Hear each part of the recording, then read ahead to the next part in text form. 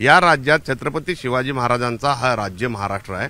या महाराष्ट्रात मराठ्यांना न्याय मिळत नाही, म्हणून पुन्हा एक मोठा एल्गार करण्यासाठी आमच्या सगळ्या संघटना एकत्र आलेलो आहे आणि आम्ही पुढचं आंदोलनाची दिशा या ठिकाणी ठरवणार। खरं तर जरांगे पाटील सुद्धा हीच मागणी घेऊन ते आंदोलन करतायत। लाखोंचे मोर्चे त्यांनी काढले, मराठा समाज मोठ्या प्रमाणात एकवटला होता। मात्र असं असताना दुसरी भूमिका घेण्याची गरज काय वाटते? दुसरी भूमिका आम्ही घेत नाही आहे आणि जरांगे पाटलांच्या बरोबर जे लाखो लोक होते ते आमच्यातल्या सगळ्या संघटनांनी आम्ही सुद्धा तिथं होतो, त्यांना पाठिंबा देत होतो। त्यांची भूमिका आजची जी आहे, प्रत्येक वेळेला उपोषणला बसायचं आणि सरकारबरोबर संबंध ठेवायचे नाही, यामुळे आम्हाला जरा हा प्रश्न कधी सुटेल ही चिंता लागलेली। ही भूमिका त्यांची तुम्हाला पटलेली नाही? थोडी पटलेली नाही। जोपर्यंत सरकारबरोबर तुम्ही समंजस वाटाघाटी करत नाही, सरकारबरोबर जाऊन बसत नाही, सरकारकडनं आपल्या मागण्या मान्य करून घेणार नाही, तोपर्यंत हा प्रश्न सुटणार नाही।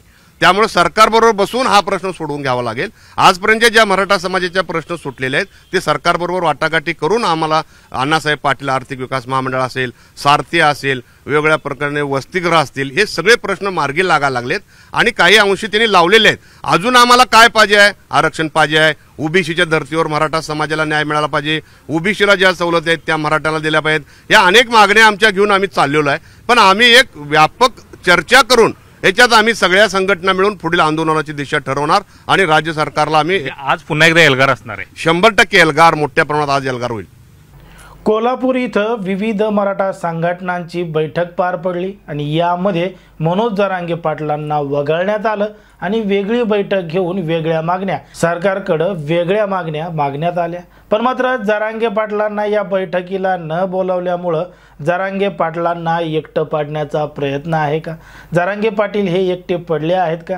कारण की जरांगे पाटलांची आता हवा राहिलेली नाही, त्यांच्या पाठीमागं कोणी राहिलं नाही आणि त्यांना भेटण्यासाठी गर्दी सुद्धा होत नाही अशी सुद्धा चर्चा मोठ्या प्रमाणात केली जाते। पण मात्र खरंच अशा पद्धतीनं होतंय का, हेच आपल्याला सविस्तर या व्हिडिओमध्ये पाहायचं आहे। जर तुम्ही अजूनही आपलं चॅनल सबस्क्राईब केलं नसाल तर लगेच सबस्क्राईब करून घ्या आणि बाजूला असणाऱ्या बेल नोटिफिकेशनला सुद्धा ऑन करायला विसरू नका। 29 ऑगस्ट 2023 पासून जरांगे पाटलांनी मराठा समाजाला आरक्षण मिळावं म्हणून आंतरवाली सराटी या ठिकाणी अमरण उपोषण चालू केलं। त्यानंतर त्या ठिकाणी लाठीचार्ज झाला आणि बघता बघता मनोज जरांगे पाटलांचं नाव संपूर्ण राज्यामध्ये प्रसिद्ध झालं। मनोज जरांगे पाटलांच्या सभेला आणि जरांगे पाटलांच्या रॅलीला मोठी गर्दी व्हायची। 14 ऑक्टोबरची त्यांनी ऐतिहासिक अशी सभा घेतली आणि लाखोंची संख्या आंतरवाली सराटीमध्ये पोहोचली। आता मनोज जरांगे पाटलांना संपूर्ण समाज पाठिंबा देऊ लागला। लाखाच्या सभा जरांगे पाटलांच्या होऊ लागल्या।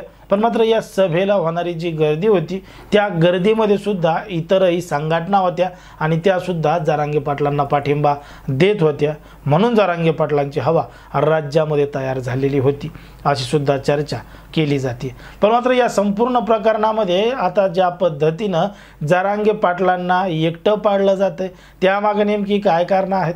कारण की मनोज जरांगे पाटलांनी सरकारकडे मागितलेल्या ज्या मागण्या आहेत त्याच मागण्यावर जरांगे पाटील ठाम नाहीत, ते त्यांची भूमिका बदलतात आणि विशेष म्हणजे जरांगे पाटील हे त्यांना सोडून इतर कुठल्याही पदाधिकाऱ्याला किंवा कुठल्याही संघटनेच्या नेत्याला पुढे येऊ देत नाहीत, त्यांचं नाव समोर घेत नाहीत। कोणत्याही स्टेजवर जरांगे पाटील हे एकटेच असतात, म्हणून या संघटना समोर आल्यात की काय असा देखील प्रश्न या ठिकाणी निर्माण होतोय। म्हणून जरांगे पाटलांना एकटं पाडण्याचा डाव या ठिकाणी सुरू आहे असं देखील बोललं जातं। पण मात्र ज्या पद्धतीनं मनोज जरांगे पाटलांच्या सभेला लाखोंनी गर्दी होत होती त्याच बरोबर 2016 ते 2017 राज्यामध्ये अशाच पद्धतीनं मराठा क्रांती मोर्चे निघले होते, लाखोंचे मोर्चे निघले होते आणि त्या मोर्चाला सुद्धा मोठी संख्या मोठी गर्दी आपल्याला पाहायला मिळालेली होती।